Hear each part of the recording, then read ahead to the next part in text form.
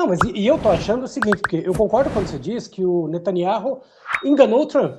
Assim, eu acho que não enganou tanto, porque o Trump também, como você falou, é vigarista. Mas o que o Netanyahu fez? O otário útil aqui do Trump vai fazer o que nós não conseguimos fazer, que é tentar bombardear o Irã, destruir o Irã, etc, etc. Então, é claro, Netanyahu colocou o cachorrinho dele, que é o Trump, para fazer. E o Trump otário foi. Mas aí eu também não acho que seja otário. Eu acho que é aquilo, ele está ganhando, porque, como você falou, e eu concordo, eles governam de costas para o povo, e, né, aqui, Dick Cheney ganhando dinheiro, todas as petroleiras americanas ganham dinheiro, porque eles querem mais é que exploda o valor do petróleo, porque eles estão ganhando e rachando e ganhar dinheiro. Agora, também tem o outro lado, né, comandante? Aí eles estão matando a galinha dos ovos de ouro. Por quê? Porque daí o Irã aponta para todas essas monarquias aí do Oriente Médio e está destruindo todo mundo. Ou seja, deu cagada, né? Deu ruim, né? E tem uma coisa que me salta aos olhos, comandante, queria ouvir teu comentário também a respeito disso. Lição clássica, acho que qualquer manual militar lembra disso. Os nazistas perderam a Segunda Guerra Mundial quando foram em dois frontes, né? União Soviética e o Ocidente. O Trump tá abrindo o quê? 3, 4? América Latina, Irã. Ele tá ameaçando a China e às vezes a Europa via Groenlândia. Quatro flancos militares ou de tensão econômica. Ele tá pedindo para cair numa decadência completa, né? Não, mas aí que tá, gente. Eu penso assim. Na América Latina. Opa. O comandante travou? Ele pesar a mão. Voltou. Tava travado. Se você voltar à frase anterior. Na América Latina, a coisa vai ser mais complicada, porque Cuba está numa situação muito difícil, em termos logísticos. Sim. Travou de novo. Pesar a mão ali vai ser uma covardia. Isso a gente tem que reconhecer. E outra, se vocês forem olhar bem mesmo, o Brasil está sendo cercado por regimes de extrema-direita. Você tem o Milei na Argentina, você tem agora o malandro lá do Chile, que não faz fronteira com o Brasil, mas é América Latina, o cara do Equador também, o Noboa, que também não faz fronteira com o Brasil, mas é América Latina, né? Você teve o golpe na Venezuela, né? O sequestro do Maduro, você tem eleições na Colômbia também, né? O Paraguai tem também um reacionário. Então, eles estão fazendo um cerco, e eu vou ser sincero, eu vou dar um alerta que eu já dei no 247, falei com o Nassif, falei com o Juca, com todo mundo. Essas eleições do Brasil vão ser complicadas, eles vão investir em tudo, um candidato de extrema-direita aí para derrubar o presidente Lula. Por quê? Por mais habilidade que o Lula tenha, ninguém duvida disso, em torear o Trump não gosta dele. Não dele em si, mas do que ele representa aos olhos do Trump. Então, o cerco à América Latina vai ser isso aí. Mas eu acho que o osso duro de roer mesmo deles vai ser o Irã. Eu não vejo, sinceramente, eu vejo assim, muita dificuldade em você dobrar o Irã, e daqui para frente a coisa vai ficar bastante complicada, porque, por exemplo, não tem saída, o Irã não vai negociar. E aí, o que o Trump vai fazer? O que ele vai dizer para o eleitor dele que o preço da gasolina está subindo? É uma situação muito difícil. Ele está numa situação bastante complicada. Como ele vai resolver isso aí? Não sei. E outra, você tem que olhar. Os democratas com sede de voltar ao poder no final do ano. E os republicanos olhando, esse cara está acabando com o nosso partido. Então, assim, é difícil saber o que vai acontecer. E só para concluir, devolver o microfone para vocês, para não ficar uma intervenção longa. Eu não acredito, gente, que vai haver uma implosão de todo esse sistema. Não vai. O sistema ele vai apodrecendo devagar. Eu não acredito na implosão, na resolução imediata, não. Olha só, mas... Vai lá. Deixa eu pegar só essa deixa, Pedrão. Olha só, o comandante. Ele falou, e eu concordo, ele vai fazer o seguinte, na minha opinião, modesta, né? Claro que eu não entendo nada, mas o que eu quero dizer é o seguinte: a melhor maneira que ele tem que fazer agora é picar a mula, dizer para o público interno que ganhou, que conseguiram tais e tais e tais vitórias, e aí ele saindo, naturalmente o canal de Hormuz vai abrir e as coisas meio que vão se restabelecer. Será que não corre o risco de fazer isso? Ele dá esse migué para o mercado interno dele, dizendo que ganhou isso, ganhou aquilo, que fechou um acordo, e aí ele pica a mula e as coisas voltam como eram antes, sabe? Sai fazendo de conta que ganhou, mas perdeu. Eu não sei se as coisas voltam, gente, porque o Irã, ele iniciou uma coisa assim, eles foram com tudo, né? Com Sim. tudo. Por exemplo, eu vou dar um exemplo para vocês. Os radares destruídos do Bahrein, no Catar, os radares bilionários dos Estados Unidos, você não vai repor tão cedo. E esses radares é que davam segurança para Israel, porque eles proporcionavam alerta aéreo antecipado da saída dos mísseis do Irã. Estados Unidos fragilizou Israel nessa? Eu acho que sim. Mas o erro, Pedro, foi do Netanyahu. Vou dizer para vocês por quê. Eu costumo dizer o seguinte: o Netanyahu, na minha opinião, era, até então, o melhor estrategista do Oriente Médio. Goste ou não goste dele, não vou entrar nesse mérito. Análise. Tava matando o bebê, mas, de fato, é uma força militar. Pedro, mas do que ele representa. O Duro é um idiota, o Trump que não está conseguindo nem o que ele quer para o que ele representa. Sim. O Netanyahu é um grande filho da puta. Ninguém duvida disso. Mas, como estrategista, ele tem conseguido os objetivos. Vou justificar para você. Ficou 3 anos no poder, não obstante a guerra com o Hamas. Escapou dos processos dele. Ele escapou. Né? Foi. Conseguiu um cessar-fogo com o Hamas. Bem ou mal, ele conseguiu. O Hezbollah foi enfraquecido na Síria, ou pelo menos ele achava. Assad caiu. Quer dizer, ele conseguiu muita coisa. Só que eu costumo dizer o seguinte: é sempre o melhor jogador, o camisa 10, que perde pênalti em final de Copa do Mundo. É sempre esse. Então, cara, o que aconteceu? Tá todo esperando o golaço, ele manda para fora.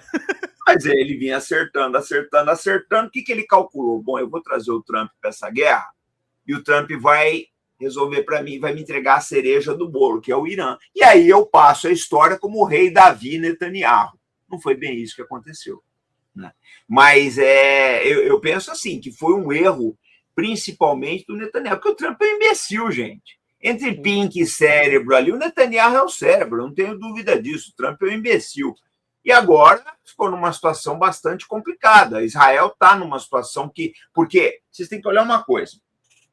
Por que os Estados Unidos entraram na Guerra dos 12 Dias em 2025?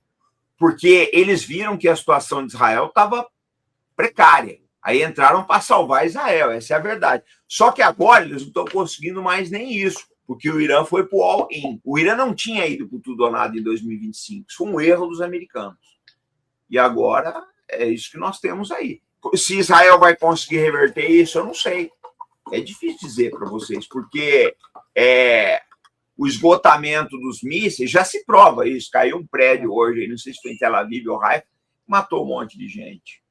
Israel virou uma peneira. O sistema defensivo de Israel é uma peneira. Apesar de o pessoal negar aqui no Brasil, a imprensa nega, mas é uma peneira, gente. Eu acho que eu penso assim, o Trump ele vai dar esse migué para o público dele e vai, de repente, eles vão ter que dizer, foda-se Israel, tipo, sei lá, eu tô imaginando isso, porque concordo com você, que se ele for embora, não vai voltar como era antes, mas ele vai dar esse migué pro público interno e, tipo, Netanyahu, você que se vire e foda-se. Acho que é a única chance que ele tem, né?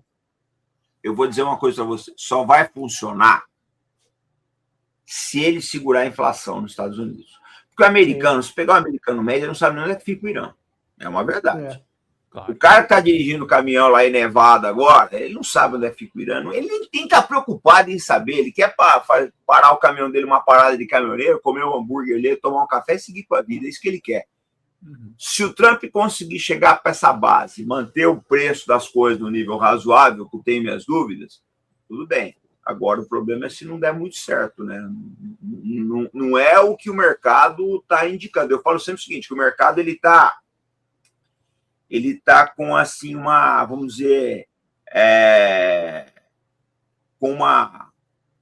Ele está entorpecido ainda. Está entorpecido, mas uma hora isso aí vai estourar, velho. Comandante...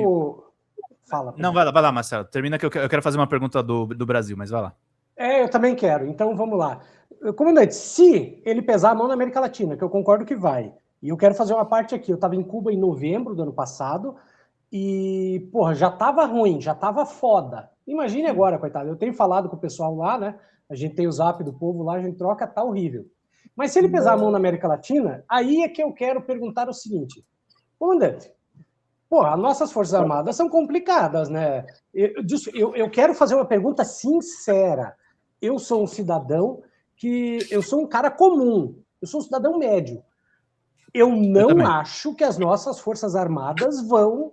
Primeiro que elas não conseguiriam dar conta do recado, eu imagino, porque não tem poder bélico para isso, talvez não tenha instrução para isso, sei lá. Mas o meu medo nem é esse. O meu medo é que os caras já estavam entregando o ouro sem guerra nenhuma nem nada. Eu não consigo ver as nossas Forças Armadas com intenção de defender o Brasil. E eu peço milhões de desculpas, porque eu não quero ofender ninguém, mas é a forma que eu, cidadão comum, vejo. Não consigo ver isso. Mas eu queria emendar numa outra pergunta, usando o que o Marcelo acabou de falar. Você falou no final da entrevista do Juca Kfouri que falta nós da esquerda conversarmos mais com os militares. Está faltando diálogo? Eles conversariam conosco? Eles aceitariam? É uma dúvida, né? Mas é isso que eu tenho tentado fazer. Nós lançamos um instituto aí semana passada, eu vou até mandar para vocês, que é o GSEC, né? É um instituto voltado aí para análises militares e geopolíticas, junto com a ADEPOL do Brasil, e a gente pretende trabalhar, né, junto aos parlamentares, junto às universidades, junto à sociedade, por uma nova visão geopolítica e militar do Brasil. O Instituto tem muitos militares com uma visão anti-imperialista. Agora, pessoal, é aquela história. Se a esquerda sentar no banquinho, falar, não quero conversar depois, não reclama. Sim. Gente, assim como não há vácuo de poder, não há vácuo de discurso. Se você está na night, né, a gente já está meio... Tirando o Pedro, que é mais novo, mas aí o Marcelo, que está de cabelo branco, é mais aplicável. Eu não sou Marcelo, eu tô com 37. Na boate, né? Um copo de cerveja e um cigarro, e ninguém mais fuma. Se você não está chavecando a boizinha ali no canto, alguém vai fazer isso. Então não há vácuo de discurso nessa vida. Ou vocês conversam com os militares, apresentam os problemas, né? E através do ganho de consciência, nós vamos fazer muita coisa, não vamos chegar em lugar nenhum. Eu vou dar um exemplo para vocês.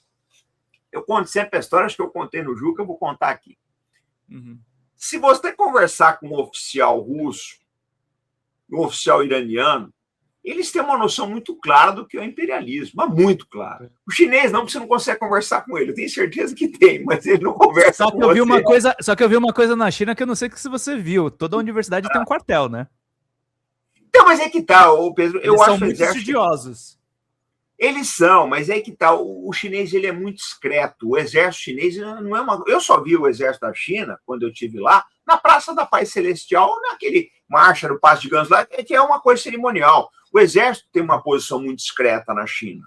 Na Rússia já é diferente. Você vê muito exército na rua. Mas o chinês ele é muito discreto. É uma época da guerra, né? Mas o que eu acho? A gente tem que... o exército deles tem essa consciência. Tem essa consciência. Aqui não. Então, só vai mudar se vocês conversarem. Se vocês conversarem. Fala, galera da Folha TV. Não se esquece de se inscrever aqui no nosso canal para assistir programas como Folha Notícias Manhã, Folha Notícias Noite, o nosso Folha Entrevista e o nosso Barzinho das Meninas. Muitas coisas bacanas a gente acompanha por aqui e a gente precisa muito, muito do apoio de vocês para nosso trabalho jornalístico, investigativo, de curadoria de conteúdo, com vocês ajudando no nosso Pix, folhademocrata@gmail.com, ou mandando superchats, valeu demais, e os recursos financeiros, tornando-se membro do nosso canal, no nosso curso de jornalismo básico, para você ficar muito bem informado a respeito de tudo. Queridos e queridas, muito obrigado pela presença de todos vocês. Vida longa e próspera. Cuidem-se, cuidem dos seus, e não esquece de se inscrever aqui na Folha TV. Até mais!